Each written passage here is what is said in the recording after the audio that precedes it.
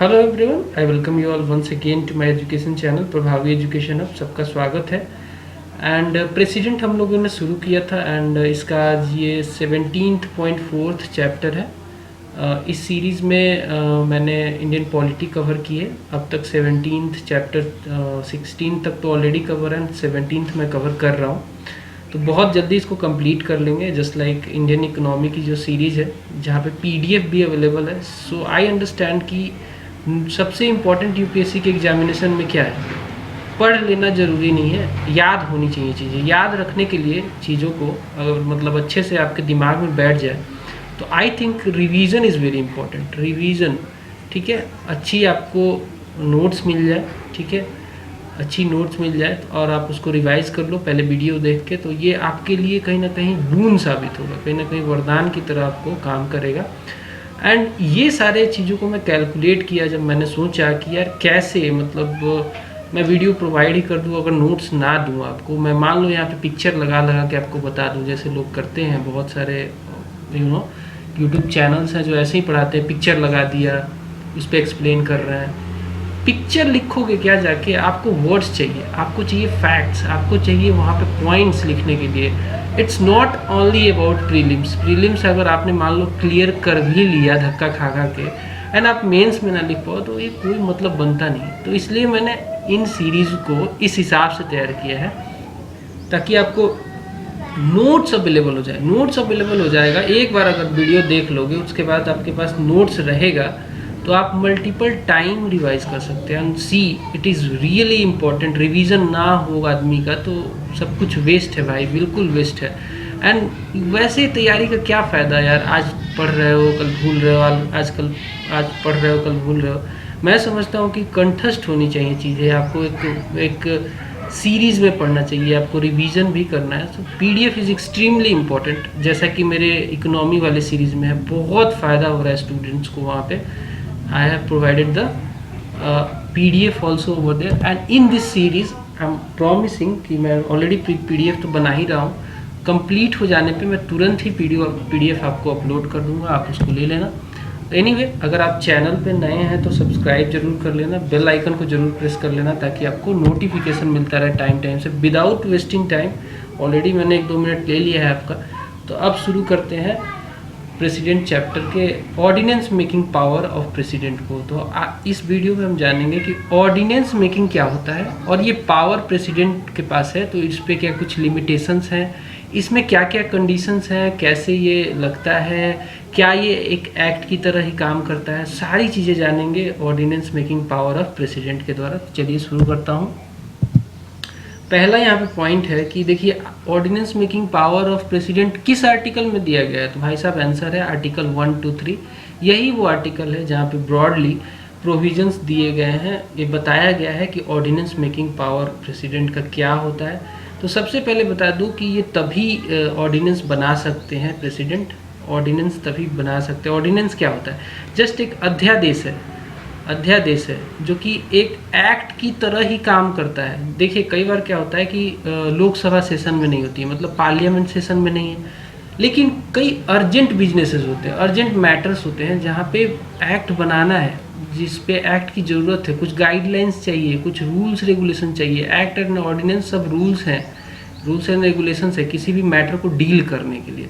तो मान लीजिए जब डिसोल्यूशन पे है लोकसभा या फिर रिसेस पीरियड चल रहा है पार्लियामेंट काम नहीं कर रही है, उस केस में भी तो ज़रूरी है कि प्रेसिडेंट के पास कुछ पावर हो कि एटलीस्ट जो अर्जेंट बिजनेसेस हैं उनके लिए काम चलता रहे, उनके लिए एक्ट वो बना सके। So this is called ordinance making power of president. यहाँ पे ये अध्यादेश जारी करते हैं सिमिलर टू द एक्ट, ठीक है। तो ये तभी कर सकते हैं जब रिसेस होगा। रिसेस मत का मतलब है जब पार्लियामेंट एक्टिव नहीं है, पार्लियामेंट किसी वजह से, जैसे कि लोकसभा का विघटन हो गया, इलेक्शन होने वाला है एंड उस दौरान ये विघटन हो जाता है, उस पीरियड में भी तो लॉ बनाने की ज़रूरत है। वहाँ पे ऑर्डिनेंस मेकिंग पावर प्रेसिडेंट को दे दिया गया है कि साहब अर्जेंट बिजनेस को आप देख सकते हैं ऐसे केस में। So during the recess period ordinance बना सकते हैं प्रेसिडेंट, बट ये टेम्पोररी लॉज होते हैं, मतलब इसको हटाया जा सकता है। एंड इन फैक्ट जब पार्लियामेंट वापस आती है तो या तो इसको पास करके एक्ट बना देती है या फिर इसको कुछ ना करे तो ये फिर विदिन 6 वीक्स में ये ख़त्म हो जाता है। एंड ये सारी बातें तो मतलब ये टेम्पररी नेचर का होता है, इसका नेचर परमानेंट नहीं होता है। ऐसा नहीं है कि एक बार जो ऑर्डिनेंस बना वो हमेशा के लिए चलता रहेगा, उसको ज़रूर कन्वर्ट किया जा सकता है बिल के द्वारा, उस मैटर को कन्वर्ट किया जाता है एक्ट में, लेकिन ये टेम्पररी होता है, ये हमेशा के लिए नहीं रहता है। ठीक है, ये इंपॉर्टेंट कुछ पॉइंट्स हैं। देन ये डील करता है विथ अनफोर्सीन अर्जेंट मैटर्स, जैसे कि मैंने बताया कि मान लीजिए कि पार्लियामेंट सेशन में नहीं है, वैसे केस में कुछ अर्जेंट रिक्वायरमेंट पड़ गई कंट्री को, किसी मैटर पे एक्ट बनाना है, ब्रॉड कोई इशू है जिस पे एक एक्ट की ज़रूरत है, कुछ गाइडलाइंस की ज़रूरत है, उस केस में अनफोर्सीन या फिर अर्जेंट मैटर के लिए यहाँ पे ऑर्डिनेंस मेकिंग पावर दिया गया है प्रेसिडेंट को, जो ये यूज करते हैं ऐसे सिचुएशन में। बट ये 4 लिमिटेशंस इनके ऊपर लगता है, इनके ऑर्डिनेंस मेकिंग पावर के ऊपर 4 लिमिटेशंस है। उन 4 लिमिटेशंस को जानना बहुत ही ज़रूरी है, तो एक एक करके जानते हैं। पहला है यहाँ पे देखिए, ऑर्डिनेंस तभी बनाया जा सकता है, only ordinance can be made only when both the houses of parliament are not in session, या तो दोनों हाउसेस सेशन में नहीं है। कौन कौन से सेशन होते हैं, कौन कौन से हाउसेस होते हैं पार्लियामेंट में, एक तो राज्यसभा होता है, दूसरा लोकसभा होता है। ठीक है, ये 2 हाउसेस होती है। मान लीजिए कि ये काम नहीं कर रही है, ये सेशन में नहीं है, उस केस में क्या होगा, उस केस में प्रेसिडेंट यहाँ पे ऑर्डिनेंस बना सकते हैं, या और यहाँ पे है, ठीक है, और when either of the 2 houses of parliament is not in session, तो मान लीजिए इनमें से कोई, जैसे कि लोकसभा सेशन में नहीं है, तो उस केस में भी, बिकॉज एक लॉ, एक एक्ट, एक बिल तभी पास होता है जब दोनों सदनों में पास हो। एक सदन काम ही नहीं कर रही है तो अगेन वो बिल एक्ट नहीं बन पाएगा, वो बिल एक्ट नहीं बन पाएगा, तो वो जो अर्जेंट मैटर है, वो जो अनफोर्सीन मैटर है, उस पे एक्ट नहीं बना सकते। उस केस में कोई तो बनाए, कुछ तो आए, उसके लिए कुछ तो गाइडलाइंस आए, तो उसके लिए ऑर्डिनेंस आ सकता है। प्रेसिडेंट ऑर्डिनेंस, अध्यादेश बनाते हैं। ठीक है, नेक्स्ट देखते हैं। नेक्स्ट है यहाँ पे ऑर्डिनेंस, नेक्स्ट है ऑर्डिनेंस ओनली। ऑर्डिनेंस तभी बनाई जा सकती है व्हेन इमीडिएट एक्शन रिक्वायर्ड हो। इमीडिएट मतलब अनफोर्सीन, अर्जेंट, एंड ये डिसाइड करना होता है प्रेसिडेंट को। प्रेसिडेंट डिसाइड करते हैं कि यार ये अब सिचुएशन आ गया है कि पार्लियामेंट भी सेशन में नहीं है, लेकिन ये मैटर बिल्कुल इम्पॉर्टेंट है, सेटिस्फाई हो जाते हैं वो कि भाई नहीं, यहाँ पे तो कुछ तो गाइडलाइन बनाना पड़ेगा, ऑर्डिनेंस तो बनाना ही पड़ेगा। तो इमीडिएट एक्शन के लिए ही वो ऑर्डिनेंस बनाते हैं, अदरवाइज वो नहीं बनाएंगे। अगर कोई ऐसा सिचुएशन आया जो कि ठीक है, टेम्प्रोरी है, मतलब वो चल जाएगा टाइप का है, तो वो वहाँ पे अध्यादेश नहीं बनाते। लेकिन इमीडिएट एक्शन वाला कोई रिक्वायरमेंट आया है जहाँ पे एक्शन चाहिए ही चाहिए, ऑर्डिनेंस बनाना ही पड़ेगा, उस केस में ऑर्डिनेंस प्रेसिडेंट बनाते हैं।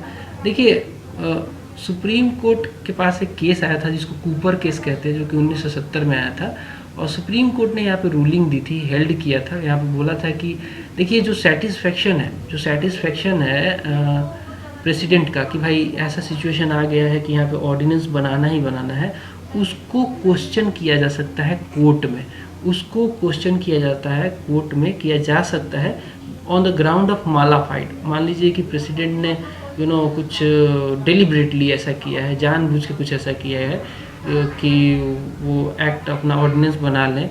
जैसे कि एक एग्जांपल समझ लीजिए कि जैसे ग्राउंड एक हो सकता है दैट द प्रेसिडेंट हैज़ प्रोरोग्ड, मतलब इन्होंने सेशन को स्थगित कर दिया है, प्रोरोग्ड वन हाउस और both the houses of parliament deliberately, मतलब जानबूझ के स्थगित कर दिया है एक हाउस को या फिर दोनों हाउसेस को, ताकि इस केस में क्या हो जाए कि ऑर्डिनेंस बनाने की शक्ति आ जाए उनके पास। क्योंकि दोनों सेशन अगर, दोनों हाउसेस अगर काम करते रहेंगे तो ये क्या है, प्रेसिडेंट यहाँ पे ऑर्डिनेंस नहीं बना पाएंगे।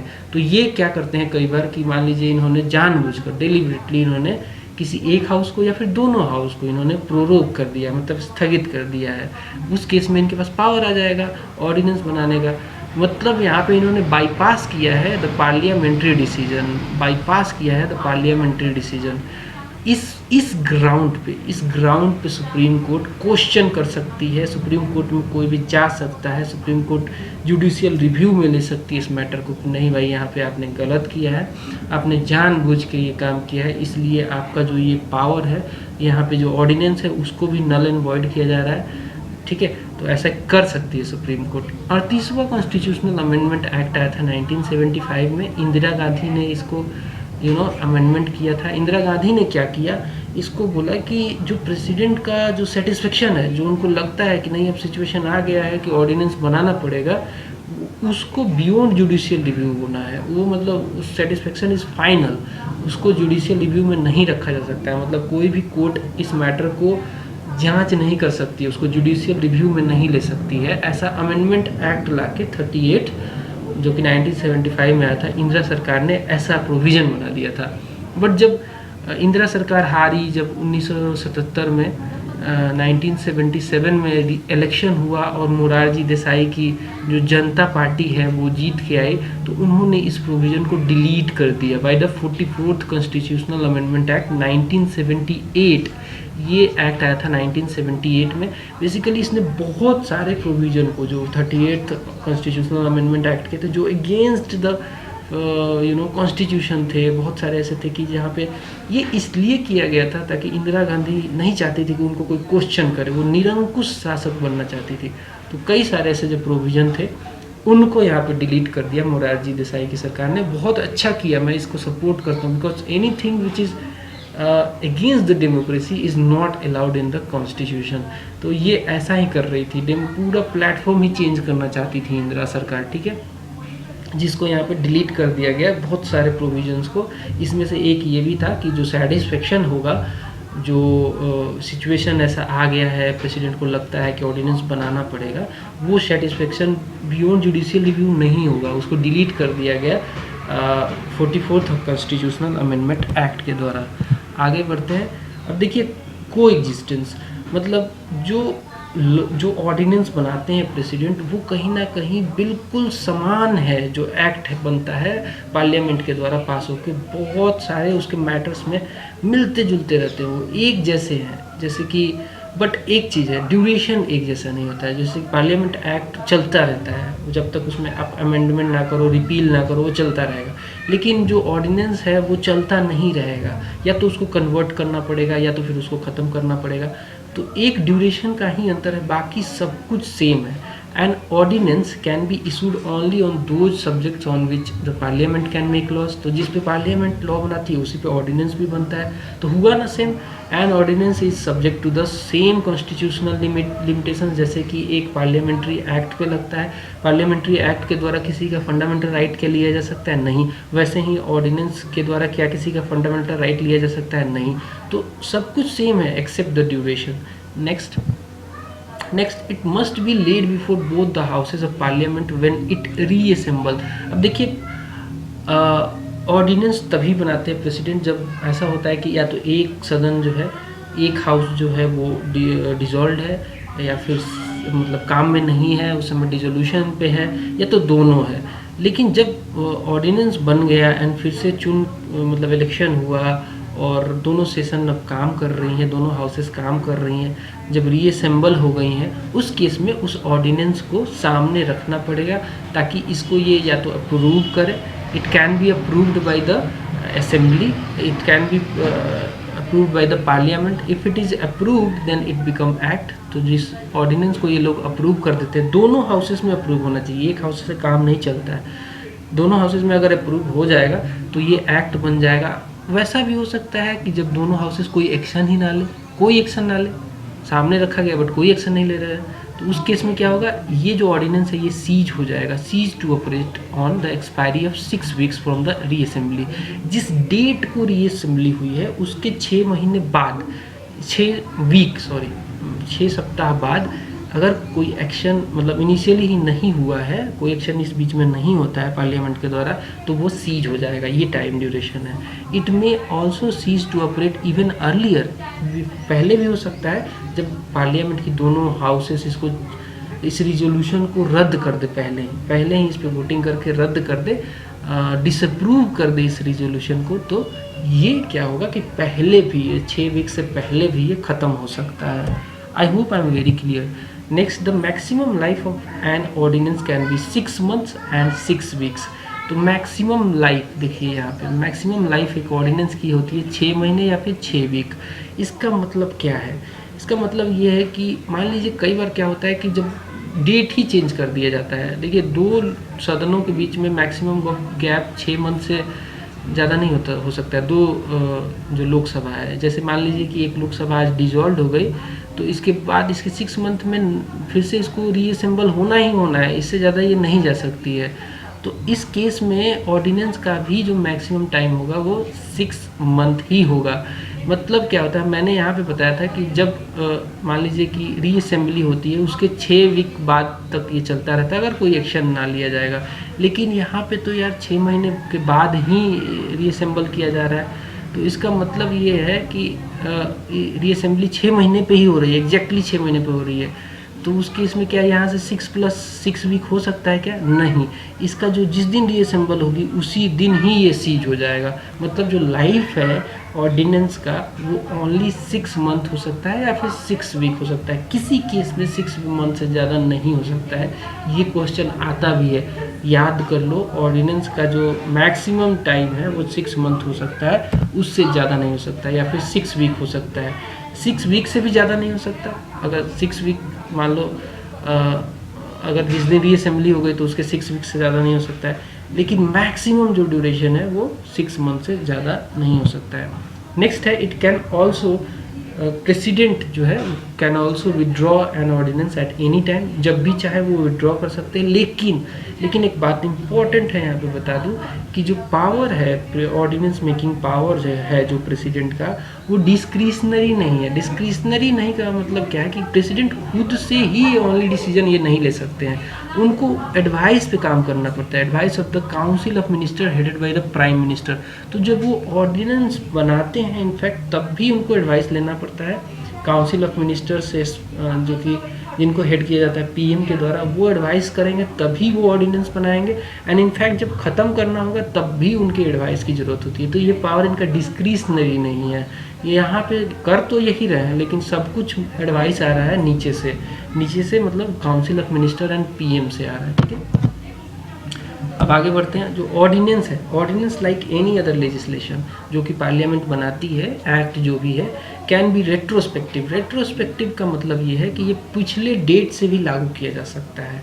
रेट्रोस्पेक्टिव जैसा कि एक्ट में भी होता है, कोई एक्ट बनाया जाता है और उसमें ये कह दिया जाता है कि भाई ये जो इसका इफेक्टिवनेस है वो पिछले डेट से है, मतलब आज पास किया गया 2020 में मान लो, बट ऐसा बोला जाए कि इट इज़ इफेक्टेड फ्रॉम 2017, मतलब ये पिछले डेट से इफेक्टिव किया जा सकता है इसको। वैसे ही ऑर्डिनेंस को भी पिछले डेट से डेफिनेटली इफेक्टिव किया जा सकता है, मतलब ये रेट्रोस्पेक्टिव है। इट मे मॉडिफाई और repeal any act of parliament और अनदर ऑर्डिनेंस। तो जस्ट लाइक जो नॉर्मल जो एक्ट होता है जो कि मॉडिफाई कर सकता है दूसरे एक्ट को या फिर प्रोविजंस को, यहाँ पे ऑर्डिनेंस भी मॉडिफाई कर सकता है या ख़त्म कर सकता है किसी भी एक्ट ऑफ पार्लियामेंट को, या फिर एक अलग ऑर्डिनेंस चल रहा है, कोई दूसरा ऑर्डिनेंस चल रहा है, उसको भी ये यहाँ पे मॉडिफाई कर सकता है या ख़त्म कर सकता है। इवन ये टैक्स लॉ में भी चेंजेस ला सकता है, इसमें भी मॉडिफिकेशन कर सकता है, बट ये it cannot be issued to amend the constitution. तो देखिए, ऑर्डिनेंस कभी भी इशू नहीं किया जा सकता है कॉन्स्टिट्यूशनल अमेंडमेंट के लिए। कॉन्स्टिट्यूशनल अमेंडमेंट ओनली होगा जब पार्लियामेंट में उसका एक प्रोसीजर है, पार्लियामेंट की दोनों सदनें होनी चाहिए, दोनों सदन स्पेशल मेजोरिटी से पास करनी चाहिए, एंड इससे पहले वो नहीं होता है अमेंडमेंट। मतलब कि ऑर्डिनेंस से, आप सिंपल समझो कि ऑर्डिनेंस से कॉन्स्टिट्यूशन को क्या अमेंड किया जा सकता है, तो आंसर है नहीं किया जा सकता है। नेक्स्ट यहाँ पे रूल्स ऑफ लोकसभा ये कहता है, देखिए हर सदन का कुछ रूल होता है, राज्यसभा के कुछ रूल्स हैं, उसी रूल पे सदन काम करती है। लोकसभा के भी कुछ रूल है, वो उन रूल पे वो काम करती है। तो क्या कहती है रूल इस केस में, ऑर्डिनेंस के केस में? रूल्स ऑफ द लोकसभा कहती है कि जब भी कोई बिल लाया जा रहा है ताकि ऑर्डिनेंस को रिप्लेस किया जाए, ठीक है, ऑर्डिनेंस को रिप्लेस करने के लिए कोई बिल अगर आ रही है तो वहाँ पे एक्सप्लेनेशन रिक्वायर्ड हो जाएगा कि भाई क्या सर्कमस्टांसेस थे, क्या ग्राउंड थे कि आपने ऑर्डिनेंस लाया, इसकी इम्पोर्टेंस हमें बताइए। तो वो लोकसभा को यहाँ पे एक्सप्लेनेशन देना पड़ता है। जो काउंसिल ऑफ मिनिस्टर है, पीएम है, ये वहाँ पे एक्सप्लेन करते हैं कि भाई ऐसा है, जब ये सदन नहीं काम कर रही थी तो ये कंडीशन आ गया था कि हम एडवाइस करना पड़ा प्रेसिडेंट को कि साहब इस पर एक ऑर्डिनेंस बनाइए, बहुत ज़रूरी है। ये सारी बातें ज़रूरी हो जाती है, रूल्स ऑफ लोकसभा के तहत ये करना पड़ता है। Next has so far no case has gone to the Supreme Court. So no case related to ordinance making power of president has gone to the Supreme Court. It is one of the achievement कि मतलब president biased नहीं रहे हैं, जब मतलब parliament जब भी session में नहीं रही है तो उन्होंने जेन्युइन डिसीजन लिए हैं, जेन्युइन ऑर्डिनेंस बनाया है. This is a very good achievement I think. ठीक है, अभी तक तो कोई केस गया नहीं सुप्रीम कोर्ट में, लेकिन सुप्रीम कोर्ट ने डीसी वर्धा केस में 1987 में कुछ ऑब्जर्व किया था. वो क्या ऑब्जर्व किया था? ये इन्होंने ऑब्जर्व किया था कि जो 1967 से 1981 में जो गवर्नर थे बिहार के, उन्होंने 256 ऑर्डिनेंसेस बनाए. 256. अब देखिए, गवर्नर के पास भी ऑर्डिनेंस मेकिंग बनाने का पावर होता है, जस्ट लाइक प्रेसिडेंट. वो भी स्टेट के मैटर पे ऑर्डिनेंस बना सकते हैं. जब स्टेट में कोई सदन उनकी काम नहीं कर रही है, देन डेफिनेटली उनके पास पावर होता है कि वो वहाँ पे ऑर्डिनेंस बना सकते हैं, जस्ट लाइक प्रेसिडेंट. यहाँ से ये रेफरेंस लिया जा सकता है कि कैसे मतलब जो ऑर्डिनेंस मेकिंग पावर है वो भले गवर्नर का ही क्यों ना हो, वहाँ से एक रेफरेंस लिया था बेसिकली सुप्रीम कोर्ट ने डीसी वर्धा केस में, डीसी वाधवा केस में, कि गवर्नर जो थे बिहार के, उन्होंने 256 ऑर्डिनेंसेस बनाए थे इस टाइम पीरियड जो कि 1967 से 1981 के बीच में था. And all these where kept in force for the periods ranging 1 to 14 years. देखिए यहाँ पे इतने लंबे समय के लिए इन्होंने अपने ऑर्डिनेंसेस को जारी रखा. By promulgating from time to time इन्होंने ऑर्डिनेंस बनाए. And this is called successive promulgation of the ordinances with same text without any attempt to get the bill passed by the assembly would amount to violation of the constitution and the ordinance so promulgated is liable to be struck down. तो इन्होंने कहा कि जब आपके पास सदन आप आ गई है, वो काम कर रही है, तो आपको ऑर्डिनेंसेस को बनाने की क्या ज़रूरत है? ऐसा आपने क्यों किया? इस केस में इन्होंने ऑब्जर्व किया था. तो इस ऑब्जर्वेशन से ये निकल के आता है कि जब पार्लियामेंट वापस आ जाती है सेशन में, तो प्रेसिडेंट को ऑर्डिनेंस को कंटिन्यू करने का कोई राइट नहीं है, कोई पावर नहीं है. एंड ये बिहार वाले केस में भी गलत हुआ है. तो ये एक रेफरेंस यहाँ से निकल के आता है. आई होप कि ये क्लास आपको समझ में आई है तो एक लाइक कर देना. अच्छा लगा तो कमेंट भी करके बताओ यार कि कैसा लगता है क्लास आपको. एंड अपने दोस्तों को भी शेयर करो, this is important. And support as you can, subscribe करके शेयर करके मुझे सपोर्ट करो, ताकि मुझे भी मोटिवेशन मिलता रहे कि मैं आपके लिए अच्छे कंटेंट लाता रहता हूँ. जितने आप लाइक्स करोगे उतना ही मुझे मोटिवेशन मिलता है. So that's all from this video. मिलते हैं अगले वीडियो में, तब तक के लिए नमस्कार.